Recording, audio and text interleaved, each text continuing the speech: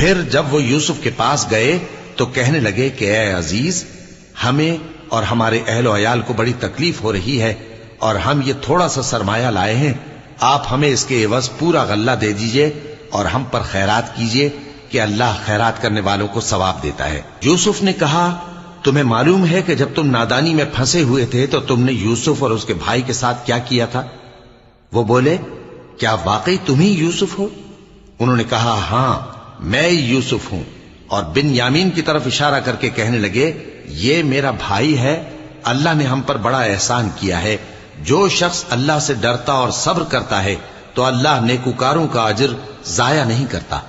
وہ بولے اللہ کی قسم، اللہ نے تم کو ہم پر فضیلت بخشی ہے اور بے شک ہم خطا کار تھے۔ یوسف نے کہا کہ آج کے دن تم پر کوئی ملامت نہیں، اللہ تم کو معاف کرے اور وہ سب سے بڑھ کر رحم کرنے والا ہے۔ یہ میرا کرتا لے جاؤ، پھر اسے والد صاحب کے منہ پر ڈال دینا تو وہ بینا ہو جائیں گے، اور اپنے تمام اہل و عیال کو میرے پاس لے آؤ۔ اور جب قافلہ مصر سے روانہ ہوا تو ان کے والد کہنے لگے کہ اگر مجھ کو یہ نہ کہو کہ بوڑھا بہک گیا ہے تو مجھے تو یوسف کی بو آ رہی ہے۔ وہ بولے کہ واللہ آپ اسی قدیم غلطی میں مبتلا ہیں،